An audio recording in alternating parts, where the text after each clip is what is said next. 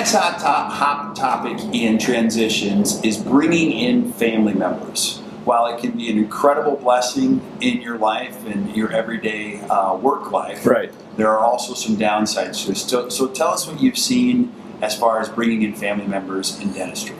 First of all, there are so many sons and daughters and nieces and nephews who do follow the older generation from their families into dentistry. You know, there's a real high incidence of this happening, and lots of times they bring then that younger person into a family practice.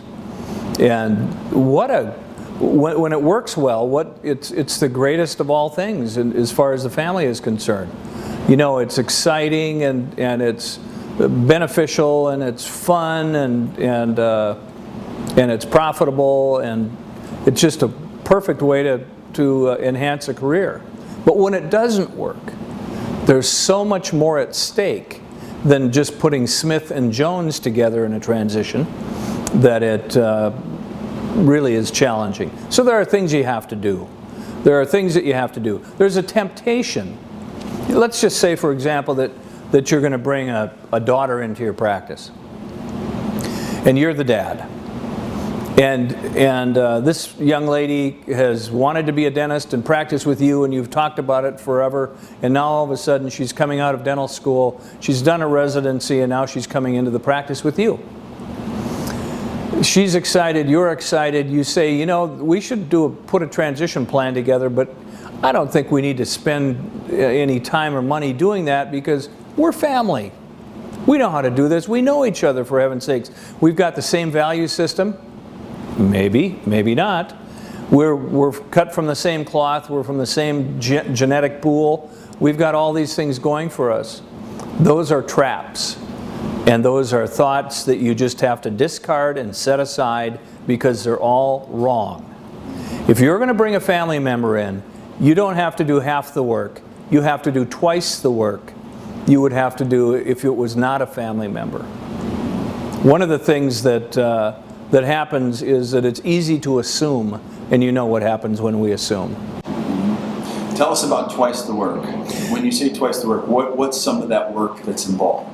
Well, let's stay with the example of the father and daughter.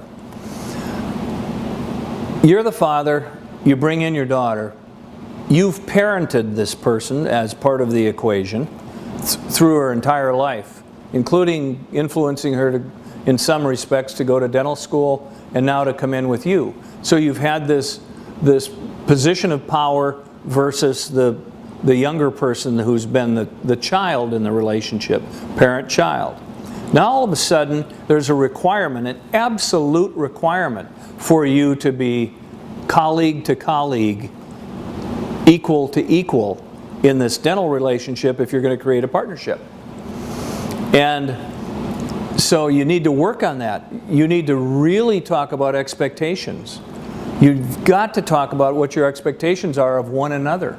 And that needs to be facilitated by a third party because you really can't get to asking all of the difficult questions that you need to ask and answer on your own.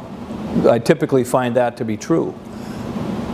So when you bring in the daughter in, it's easy at the first sign of crisis or conflict, even a minor conflict, for one of you to revert to being the parent again, or for her to revert to being the daughter, the child again.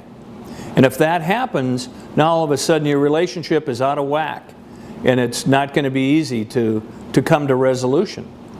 And so that's why you literally have to negotiate a new relationship with your daughter. And it goes back to the old cliche, you've heard this expression, there's no faster way to kill a relationship than to start a business with somebody. Exactly. And exactly. Now in dentistry it can be a wonderful blessing, but if it doesn't go well, you can find a way to never talk to your child in the way they used to talk to them, and that can be a huge curse. So tell us about some of the key indicators or key things that you would want to prepare in order to make sure or ensure that this works really well in transitioning a family member. The team has to really be excited about the daughter coming in. in our illustration here. And in order to do that, they have to really like and respect her. And I'll give you another example. I worked one time with a father who had two sons, both dentists. One graduating one year, one graduating the next year. And the dentist, the sons were going to come into the practice, it was assumed, until I facilitated a team meeting one day and in their practice, and it became extremely clear that the team was thrilled and excited and looking forward to the second son coming in, but if the first son came into the practice, they were all going to leave en masse. It was that sort of a personality difference and an intensity of personality difference in the two sons. Both good guys, but predicting for success in partnership in that particular practice, a disaster. The elder son did not come into the practice. Okay. I was going to ask you what happened. The elder son did not. Did not. Okay. And it was the best for everybody, because the elder son went out and thrived on his own, and learned some life lessons in the process, and is doing very well, and didn't come into the practice. So the first is expectations with the team. Yes. What would be another indicator that would make it go well? Another indicator that would make it go well is if it's really clear what kind of a role the person's going to play in the practice. You can divide up roles. When you have an employer and an employee in the first phase relationship, sometimes we call that an associateship, but it's the employment phase. It's the non-ownership phase.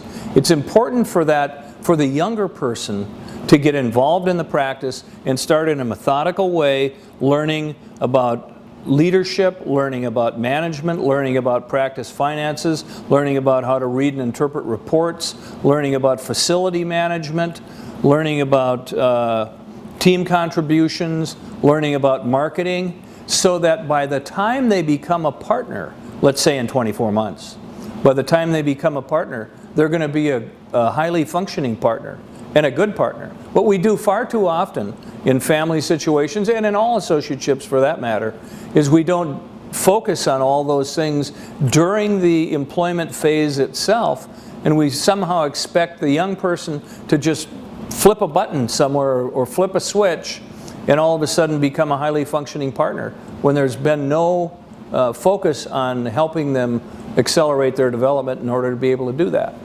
What would be also another indicator of something going well? So you've got the team, you've also got the roles as somebody's transitioning in. What would be another one?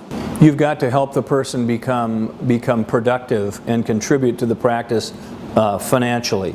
So that means they have to attain production levels, and so the practice has to have the ability to support them and move patients over to their schedule so that they're able to do that.